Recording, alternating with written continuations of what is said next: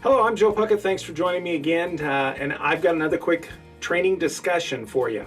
A topic that comes to us from an actual event that occurred within a church ministry. So how would you, as a security or usher member, handle this situation? Or how would you as a team handle this situation?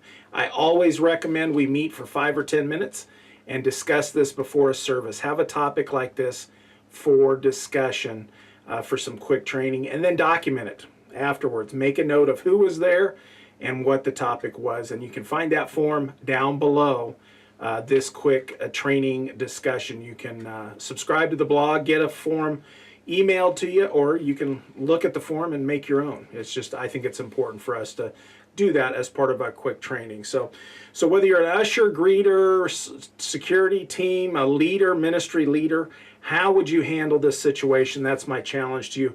Happened in Little River, South Carolina on May 26th. Paul Gabriel walked into services at the Little River Church around 11 a.m. He was loud. He was making statements about getting someone who was at the service, at the church there. He was after somebody. He was asked to leave by the ushers, and as he left, he told them, "Wait until I come back."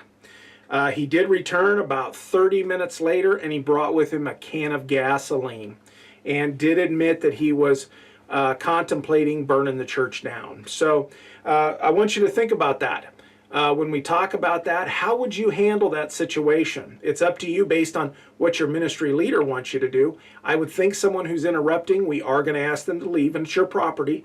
So you're in charge of that property at the time of your service. So I would expect that we're going to want someone to leave if they're interrupting or they're being disruptive to our services in the situation. But people these days, when they make threats, what happens oftentimes? Do they come back? And 20, 30 years ago, people made idle threats, if you will. They made threats that I'm going to get you one of these days, and it never happened. They cooled off and they were done with it. But these days, we see time and time again where people make threats against all kinds of entities, companies, people, and they come back and they do fulfill those threats that they were making. So at what point do we call the police? And I always use this when I talk about security issues with any groups that I'm talking with.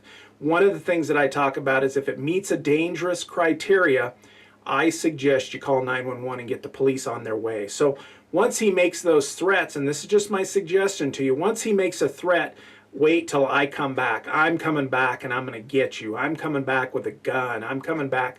If he seems like, one, it could be cause injury, what he's threatening to you. If it's any kind of a weapon involved in this threat, whether you see it or you don't, he says he's going to go get one, or else there's emotions involved. So he's really ticked off. He's really upset and says he's coming back. Any of those criteria to me makes it dangerous. Emotion involved, threats of violence, threats of harm, injury, those kinds of things, and any type of weapon discussed.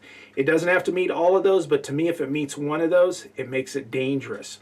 And I would call the police at that time. I would make them aware that there's a person threatening you, and if nothing else, you'd like someone to come and take a report of it, or you'd like someone to be driving by here in a few minutes because you feel like this person's coming back. That's my suggestion. But what you have to decide. What you have is you have a gentleman who's being disruptive to the service and to to your facility. He says, "Wait till I come back."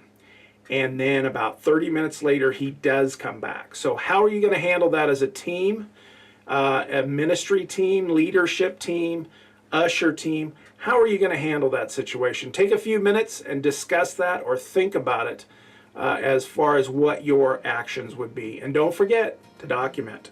So thanks for joining me again.